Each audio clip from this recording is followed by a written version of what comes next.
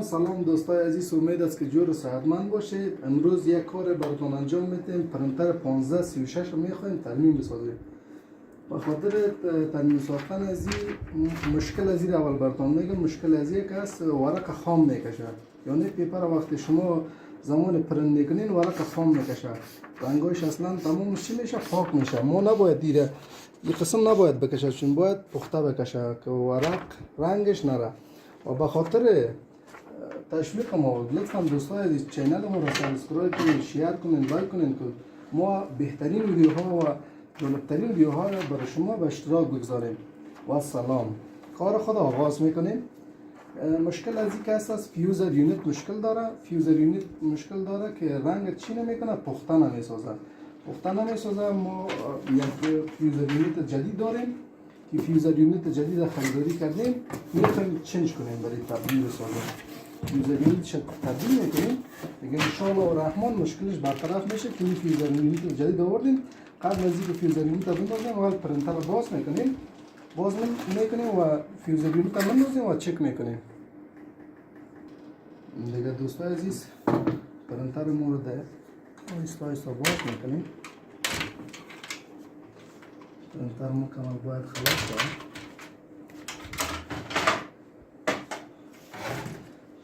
خلاص کردیم. پرنتر چی میخوایم که پرنتر مشکلش حل کنیم.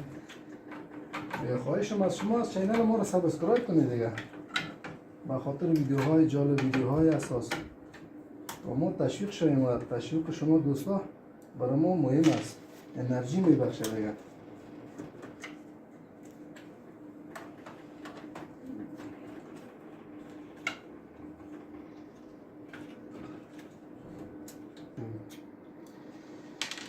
دیگه دوست عزیز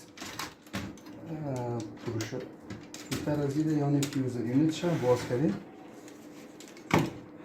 فیوزر یونیت زمان خراب میشه که کدام سنجاق استبلری که به سر ورق فکر انسان نشه و این برخورد کنه با سلیب و پروشرولر. اینی خودش فیوزر یونیت است. مکملی بست زیر فیوزر یونیت میگن. وزبار پاستی هیتر خلاص کردیم. میبینیم دوستای شما تماشا کنین. اینی سلیو است و اینی دیگهش که است پروش رولر است. پروش رولرش هم خراب شده و سلیوش هم اردوش اصلا کار نمیکنه. ما ایره چی میکنیم؟ یک عدد هیتر دیگه یا فیوزر یونیت چنج میکنیم برش، چون سلیوش هم از بین رفته مکمل و پروش رولرش هم از بین رفته و سلیوش هم. وقتی زمانی که پروش رولر و سلیف از بین بره، پرنتر چی میکنه؟ ورق درست نمیکشه، یک ورق بند میکنه. مشکل اولش. مشکل دومشی که زمان تو پرنت میتی اصلا پخته نمیکنه و حساب وطنی و حساب فارسی ما شما که میگیم پخته نمیکنه، ورق پخته نمیشه درست. وقتی زمان پرنت میکنی پرنت دوباره سرش یک قدم رو یک چیز پاکو پس نوشته دوباره از بین میره، پاک میشه. اما ای که جور باشه از بین نمیره. حالا ما ایره چی میکنیم دوستای عزیز؟ شما شاید هستید که ما هیتر از یا فیوزر یونیت از ایره چنج میکنیم. قسمت پیشتر براتون یادآور شدم. هیتر از ایره چنج میکنیم. هیترش نه یک هیتر دیگه نو گرفتیم برش. میخوایم هیتر دیگه را با جایش بندازیم و هیتر قبلی از این کاملا از بین رفته. بیشتر رو براتون تشریح ساختم، تشریح هم کردم. دیگه حال فعلا هیتر جدید رو میخوایم نصب کنیم. دیگه لطفا دوستای عزیز چینل ما رو سابسکرایب کنید، شیر کنید، لایک کنید به خاطر بهترین ویدیوهای جدید از هر نوع پرنتر، یو پی اس، واچر پرنتر، ماشین های پول میخوایم به اشتراک بگذاریم. شروع میکنیم به کار ما بخیر.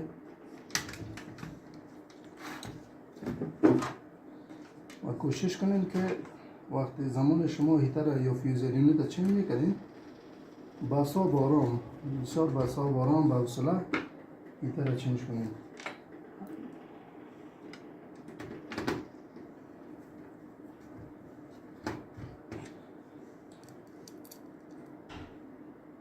اما قسمی که پرنتر رو باز میکنیم پس دوباره بسته میکنیم. یادتان باشه که نکات مهمش به نظر داشته باشید. برو. دوستان عزیز پرنتر ما بخیر تمام شد. هیتر شکلی فیوزرین چینج کردیم بخیر. دیگه اینا رو میخوایم یک ورق سرش پرنت بتیم ببینیم که چطور از کارش، پرنتش چطور است و ورق دوباره خام نمیکشه یا خام میکشه. دیگه میبینیم یک چیکش میکنیم. منتظر میشیم تا پرنتر آماده شود.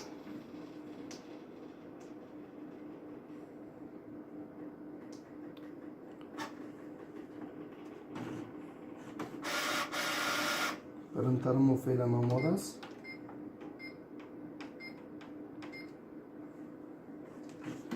یک پرنت میکشیم سرش.